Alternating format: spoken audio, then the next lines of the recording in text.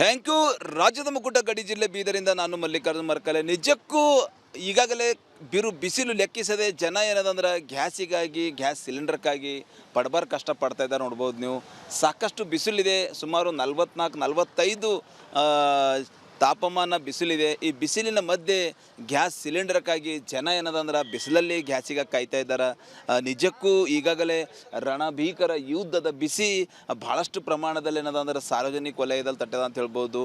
ಬೀದರ್ನ ಭಾಲ್ಕಿ ಇರ್ಬೋದು, ಬೀದರ್ ಇರ್ಬೋದು, ಎಲ್ಲೆಡೆ ಮತ್ತೆ ಗ್ಯಾಸಿಗಾಗಿ ಹಾಹಾಕಾರ ಸೃಷ್ಟಿಯಾಗಿದೆ. ನೋಡ್ಬೋದು ನೀವು ಯಾವ ರೀತಿ ಸರತಿ ಸಾಲಲ್ಲಿ ಸಿಲಿಂಡರ್ಗಳನ್ನ ಇಟ್ಕೊಂಡು ಗ್ಯಾಸ್ ಗಾಡಿಗೆ ಕಾಯ್ತಾ ಇದ್ದಾರೆ ಅಂತ ಹೇಳ್ಬೋದು. ಯಾವಾಗ ಲೋಡ್ ಬರ್ತದೆ, ಯಾವಾಗ ತೊಗೊಂಡು ಹೋಗಬೇಕು ಅಂಥೇಳಿ ಸಾಕಷ್ಟು ಜನರಿದ್ದಾರೆ. ಹಳ್ಳಿಗಳಿಂದ ಏನದಂದ್ರೆ ಗ್ಯಾಸ್ ಸಿಲಿಂಡರ್ಗೋಸ್ಕರ ಆಗಮಿಸಿದ್ದಾರೆ. ನಿಜಕ್ಕೂ ಗ್ಯಾಸ್ ಸಿಲಿಂಡರ್ಗಾಗಿ ಯಾವ ರೀತಿ ಹಾಹಾಕಾರ ಸೃಷ್ಟಿಯಾಗಿದೆ ನಾವು ತೋರಿಸ್ತಾ ಇದ್ದೀವಿ. ನೋಡ್ಬೋದು ನೀವು ಯಾವ ರೀತಿ ಸಾಕಷ್ಟು ಬಿಸಿಲಿದೆ. ಈಗಾಗಲೇ ಬಿಸಿಲು ನಾಡಿನಲ್ಲಿ ಬಿಸಿಲಿನ ಮಧ್ಯೆ ಬಿಸಿಲಲ್ಲೇ ನಿಂತು ಗ್ಯಾಸ್ ಸಿಲಿಂಡರ್ ಪಡೆಯುವಂಥ ಪರಿಸ್ಥಿತಿ ನಿರ್ಮಾಣ ಆಗ್ಯದ ಅಂತ ಹೇಳ್ಬೋದು. ನಿಜಕ್ಕೂ ಇಸ್ರೇಲ್, ಇರಾನ್, ಅಮೇರಿಕ ರಣಭೀಕರ ಯುದ್ಧದ ಬಿಸಿ ನಿಜಕ್ಕೂ ಜನರಿಗೆ ಭಾರಿ ಪ್ರಮಾಣದಲ್ಲಿ ತಡ್ತಾ ಇದೆ ಅಂತ ಹೇಳ್ಬೋದು. ಇಲ್ಲಿ ಈಗಾಗಲೇ ಗ್ಯಾಸ್ ಸಿಲಿಂಡರನ್ನು ತಗೊಂಡು ಸಿಲಿಂಡರ್ಗೆ ಕಾಯ್ತಾ ಇದ್ದಾರೆ. ಯಾವ ಊರಿಂದ ಬಂದಿರಿ ನೀವು? ನಾನು ಜಾಂತಿಯಿಂದ ಬಂದೀನಿ, ರಾಜಶೇಖರ್ ಪಾಟೀಲ್ ಜಾಂತಿ. ನಾವು ಗ್ಯಾಸ್ ಸಿಲಿಂಡರ್ ಒಯ್ಲಿಕ್ಕೆ ಬಂದೀನಿ. ಆಲ್ರೆಡಿ ನಾವು ಬುಕ್ ಮಾಡಿ ಭಾಳ ದಿವಸ ಆದ್ರೂ ಕೂಡ ಇಂಥ ಒಂದು ರಣ ಬಿಸಿಲಿನಾಗ ನಿಂತು ಈ ಕ್ಯೂಲರ್ ನಿಂತರೂ ಕೂಡ ಇನ್ನೂ ಗಾಡಿ ಬಂದಿಲ್ಲ. ಇದಕ್ಕೇನಂದ್ರೆ ತಾರತಮ್ಯ ಏನದ ನಂಗೆ ಗೊತ್ತಾಗ್ತಾ ಇಲ್ಲ.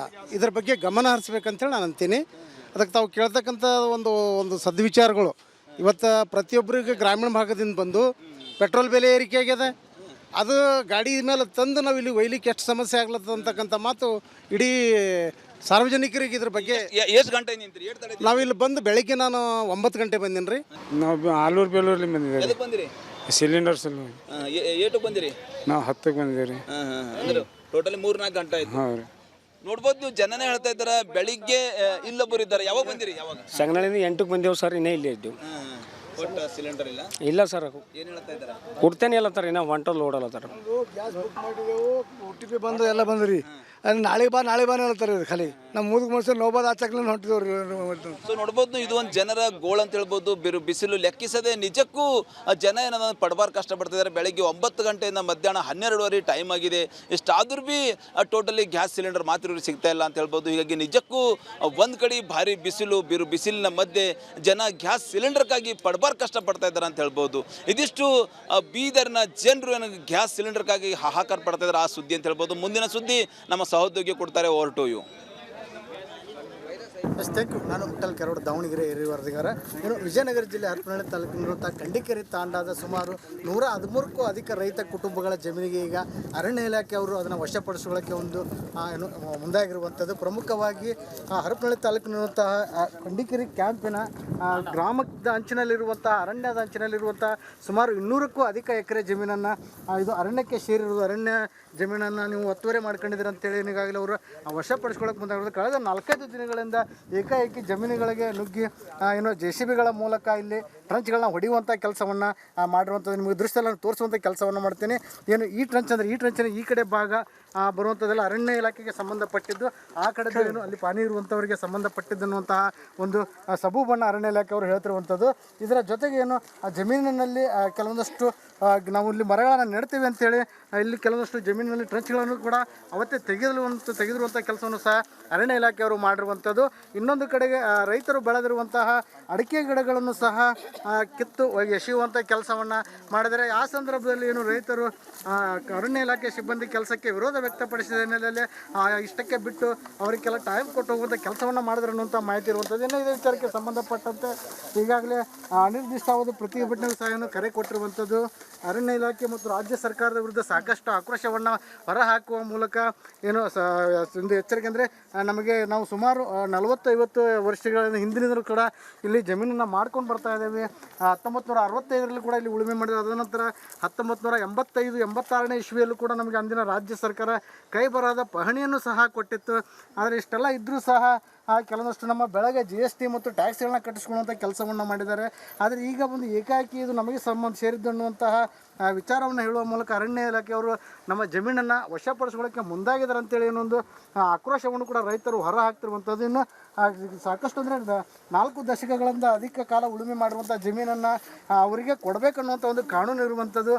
ಕೇಂದ್ರ ಸರ್ಕಾರದ ಪಾರಂಪರಿಕ ಅರಣ್ಯ ಕಾಯ್ದೆಯಲ್ಲಿ ಕೂಡ ಈ ಒಂದು ನಿಯಮ ಇರುವಂಥದ್ದು. ಆದರೆ ಇದನ್ನೆಲ್ಲ ಉಲ್ಲಂಘನೆ ಮಾಡಿ ನಮ್ಮನ್ನು ಒಕ್ಕಲೆಬ್ಬಿಸುವಂಥ ಕೆಲಸವನ್ನು ಮಾಡ್ತಾ ಇದ್ದಾರೆ. ಆದರೆ ನಾವು ಈ ಜಮೀನನ್ನು ಕಸಿದುಕೊಂಡ್ರೆ ಇಲ್ಲಿರುವಂಥ ಕುಟುಂಬಗಳೆಲ್ಲ ಇವರನ್ನೇ ಖಾಲಿ ಮಾಡಬೇಕಾಗತ್ತೆ. ಬೇರೆ ಕಡೆಗೆ ಅಂದರೆ ನಾವು ಚಿಕ್ಕಮಗಳೂರು ಭಾಗ ಆ ಕಡೆ ಸೇರಿದಂತೆ ಕಾಫಿ ತೋಟಗಳಿಗೆ ಒಂದು ಕೆಲಸಕ್ಕೆ ಹೋಗುವಂಥ ಪರಿಸ್ಥಿತಿ ಇದೆ. ಊರೇ ಖಾಲಿ ಮಾಡುವಂಥ ಪರಿಸ್ಥಿತಿ ಇದೆ ಅಂತೇಳಿ ಕೂಡ ರೈತರು ಹೇಳ್ತಿರುವಂಥದ್ದು. ಇಲ್ಲಿ ನಡೆದಿರುವಂಥ ಘಟನೆಗಳು ಮತ್ತು ಬೆಳವಣಿಗೆಗಳ ಬಗ್ಗೆ ಇಲ್ಲಿ ರೈತ ನಾಯಕರಿದ್ದಾರೆ, ಅವ್ರನ್ನ ಮಾತನಾಡಿಸುವಂಥ ಕೆಲಸವನ್ನು ಮಾಡ್ತೀನಿ. ಸರ್ ಹೇಳಿ ಸರ್, ಏನೇನಾಗಿದೆ ಇಲ್ಲಿ ಪರಿಸ್ಥಿತಿ, ಏನು ಕತೆ ಅಂತ? ಸುಮಾರು ಒಂದು ಅರಣ್ಯ ಇಲಾಖೆಯವರು RF ಅವರು ಏಕಾಏಕಿ ಸುಮಾರು 16-20 JCBಗಳನ್ನು ನುಗ್ಗಿಸ್ತಾರೆ.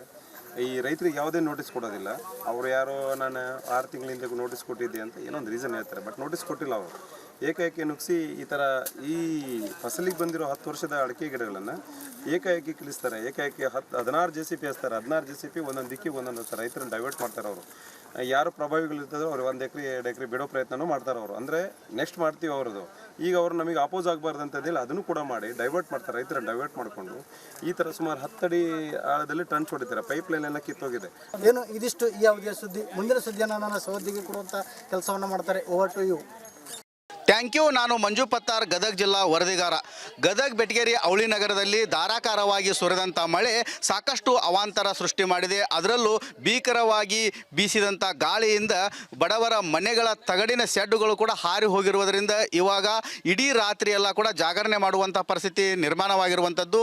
ನಾವಿವಾಗ ಗದಗ ನಗರದ ಗಂಗಿಮೆಡಿ ಪ್ರದೇಶದಲ್ಲಿದ್ದೇವೆ. ಸುಮಾರು 50ಕ್ಕೂ ಹೆಚ್ಚು ಜನರು, ಒಂದು ಕುಟುಂಬಗಳು ಒಂದು ಶೆಡ್ಡಿನಲ್ಲಿ ಏನು ಜನ ವಾಸ ಮಾಡ್ತಾ ಇದ್ರು. ಆದರೆ ಇವಾಗ ಸಂಪೂರ್ಣವಾಗಿ ತಗಡಿನ ಶೆಡ್ಡುಗಳು ಹಾರಿ ಹೋಗಿರುವಂಥದ್ದು ನಾವಿಲ್ಲಿ ದೃಶ್ಯದಲ್ಲಿ ಕೂಡ ನೋಡ್ತಾ ಇರ್ಬೋದು. ಈ ರೀತಿ ಸಾಕಷ್ಟು ಮನೆಗಳು ಅಂದರೆ ಕುಟುಂಬಗಳು ತಗಡಿನ ಶೆಡ್ಗಳನ್ನು ನಿರ್ಮಾಣ ಮಾಡಿಕೊಂಡು ಬದುಕು ಸಾಗಿಸ್ತಾ ಇದ್ರು. ಆದರೆ ಇವಾಗ ತಗಡಿನ ಶೆಡ್ಡುಗಳು ಸಂಪೂರ್ಣವಾಗಿ ಗಾಳಿ ಬೀಸಿರುವುದರಿಂದ ಇಡೀ ತಗಡಿನ ಶೆಡ್ಡುಗಳು ಕೂಡ ಇಲ್ಲಿ ಬಿದ್ದಿರುವಂಥದ್ದು ನಾವು ಇಲ್ಲಿ ನೋಡ್ತಾ ಇರ್ಬೋದು. ದೃಶ್ಯದಲ್ಲಿ ಕೂಡ ಸಾಕಷ್ಟು ಮಹಿಳೆಯರಾಗಿರ್ಬೋದು, ಮಕ್ಕಳಾಗಿರ್ಬೋದು, ಗರ್ಭಿಣಿಯಾಗಿರ್ಬೋದು, ಬಾಣಂತಿಯರು ಕೂಡ ಪರದಾಡುವಂಥ ಪರಿಸ್ಥಿತಿ ಇಲ್ಲಿ ನಿರ್ಮಾಣವಾಗಿರುವಂಥದ್ದು. ಯಾಕಂತಂದರೆ ಸಂಜೆ ಭೀಕರವಾಗಿ ಸುರಿದಂಥ ಮಳೆ ಮತ್ತು ಗಾಳಿಯಿಂದಾಗಿ ಇಡೀ ತಗಡಿನ ಶೆಡ್ಡುಗಳು ಕೂಡ ಹಾರಿ ಹೋಗಿರುವುದರಿಂದ ಇಲ್ಲಿಯ ಜನರು ಸಾಕಷ್ಟು ಸಮಸ್ಯೆ ಎದುರಿಸುವಂಥ ಪರಿಸ್ಥಿತಿ ನಿರ್ಮಾಣವಾಗಿದೆ. ಇವಾಗ ಸಾಕಷ್ಟು ಜನರಿಗೂ ಕೂಡ ಇದೇ ಒಂದು ತಗಡಿನ ಶೆಡ್ನಲ್ಲಿದ್ದಂಥ ಸಮಯದಲ್ಲಿ ಅವರಿಗೆ ಗಾಯಗಳು ಕೂಡ ಆಗಿದ್ದಾವೆ. ಇಲ್ಲಿ ನಾವು ದೃಶ್ಯದಲ್ಲಿ ಕೂಡ ನೋಡ್ತಾ ಇರ್ಬೋದು. ಬಡ ಕುಟುಂಬಗಳು ಈ ರೀತಿ ವಾಸ ಮಾಡ್ತಾ ಇದ್ರು. ಆದರೆ ಅವರ ಅಡುಗೆ ಮನೆ ಈ ರೀತಿ ಇಡೀ ತಗಡಿನ ಶೆಡ್ಡಿನಿಂದ ಸಂಪೂರ್ಣವಾಗಿ ಬಿದ್ದು ಹೋಗಿರುವುದರಿಂದ ಈ ಭಾಗದಲ್ಲಿ ಕೂಡ ನಾವು ನೋಡ್ತಾ ಇರ್ಬೋದು. ಇಲ್ಲಿ ಕೂಡ ಅಡುಗೆ ಮಾಡಲು ದವಸ ಧಾನ್ಯಗಳನ್ನು ಇಟ್ಟುಕೊಂಡಿದ್ರು ಮತ್ತು ಗ್ಯಾಸ್ನಲ್ಲಿ ಕೂಡ ಆಹಾರ ಪದಾರ್ಥಗಳನ್ನು ಇಟ್ಟುಕೊಂಡಿದ್ರು. ಆದರೆ ಇವಾಗ ಗಾಳಿ ಬೀಸಿರೋದ್ರಿಂದ ಇಡೀ ತಗಡಿನ ಶೆಡ್ಡುಗಳು ಕೂಡ ಹಾರಿ ಹೋಗಿರೋದರಿಂದ ಅವರಿಗೆ ಊಟ ಉಪಹಾರಕ್ಕೂ ಕೂಡ ಯಾವುದೇ ವ್ಯವಸ್ಥೆ ಇಲ್ಲದಂಥ ಪರಿಸ್ಥಿತಿ ನಿರ್ಮಾಣವಾಗಿದೆ. ಗದಗ ಜಿಲ್ಲಾ ಉಸ್ತುವಾರಿ ಸಚಿವರಾದಂಥ HK ಪಾಟೀಲರು ಪ್ರತಿನಿಧಿಸುವಂಥ ಈ ಒಂದು ಕ್ಷೇತ್ರದಲ್ಲಿ ಇವಾಗ ಜನರು ಸಾಕಷ್ಟು ಸಮಸ್ಯೆ ಎದುರಿಸುವಂಥ ಪರಿಸ್ಥಿತಿ ನಿರ್ಮಾಣವಾಗಿರುವಂಥದ್ದು. ಈವರೆಗೂ ಕೂಡ ಗದಗ ತಹಸೀಲ್ದಾರ್ ಆಗಿರ್ಬೋದು ಮತ್ತು ಗದಗ ಜಿಲ್ಲಾಡಳಿತ ಕೂಡ ಗಂಗಿಮೆಡಿಗೆ ಪ್ರದೇಶಕ್ಕೆ ಭೇಟಿ ಕೊಟ್ಟಿಲ್ಲ. ಹೀಗಾಗಿ ಇಡೀ ರಾತ್ರಿ ಎಲ್ಲ ಜಾಗರಣೆ ಮಾಡುವಂಥ ಪರಿಸ್ಥಿತಿ ಇಲ್ಲಿ ನಿರ್ಮಾಣವಾಗಿರುವಂಥದ್ದು. ಮಹಿಳೆ ಕೂಡ ಕಣ್ಣೀರು ಹಾಕ್ತಾ ಇದ್ದಾಳೆ. ಅಮ್ಮ, ಈಗ ಮನೆ ಈ ಪರಿಸ್ಥಿತಿ ಆಗೈತೆ, ರಾತ್ರಿ ಎಲ್ಲ ಏನು ಮಾಡ್ತೀರಿ? ಅದಕ್ಕೆ ಬಂದತ್ರಿ ಸರ್, ಹೆಂಗೆ ಮಾಡ್ಬೇಕ್ರಿ ಸರ್? ಈಗ ಎಲ್ಲಿರ್ಬೇಕ್ರಿ ಸರ್? ಮನೆ ಇಲ್ಲ, ಏನಿಲ್ರಿ ನಮಗೆ. ಗಂಡು ಮಕ್ಕಳು ಯಾರು ಇಲ್ರಿ ಅಪ್ಪ.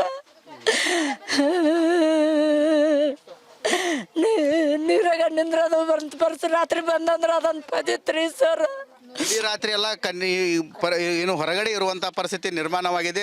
ಅಮ್ಮ, ಇವಾಗ ಸಣ್ಣ ಮಕ್ಕಳು ಅದಾವು, ಈಗ ಹೆಂಗ್ರಿ ಅಮ್ಮ? ಈಗ ಹೆಂಗ್ ಮಾಡ್ಬೇಕ್ರಿ? ನಾವು ನೀರಾಗ ನಿಂತೀವಿ ನೋಡ್ರಿ, ಎಲ್ಲ ಬಿದ್ದೋಗ್ಬಿಟ್ಟತ್ರಿ ನಮ್ದು ಮನಿ. ಅಕ್ಕಿ ಜೋಳ ಎಲ್ಲ ತೊಗೊಂಡ್ರಿ, 1 ವರ್ಷ ಆತ್ರಿ ನಮ್ಮ ಮನೆಯವ್ರು ತೀರ್ಕೊಂಡು. ಇಡೀ ರಾತ್ರಿ ಎಲ್ಲ ಜಾಗರಣೆ ಮಾಡುವಂಥ ಸನ್ನಿವೇಶ ನಿರ್ಮಾಣವಾಗಿರುವಂಥದ್ದು. ಇನ್ನಾದರೂ ಗದಗ ಜಿಲ್ಲಾ ಉಸ್ತುವಾರಿ ಸಚಿವರಾದಂಥ HK ಪಾಟೀಲರು ಎಚ್ಚೆತ್ತುಕೊಳ್ಬೇಕಾಗಿದೆ. ಈ ಭಾಗದ DC ಆಗಿರ್ಬೋದು ಮತ್ತು ತಹಸೀಲ್ದಾರ್ ಆಗಿರ್ಬೋದು ಆಡಳಿತ ವರ್ಗಕ್ಕೆ ಬಿಸಿ ಮುಟ್ಟಿಸಿ ಇವರಿಗೆ ಇವಾಗ ಕಾಳಜಿ ಕೇಂದ್ರವನ್ನು ತೆಗೆದು ಇವಾಗ ಪರ್ಯಾಯ ವ್ಯವಸ್ಥೆ ಕಲ್ಪಿಸಿಕೊಡುವಂಥ ಕೆಲಸ ಮಾಡಬೇಕಾಗಿದೆ.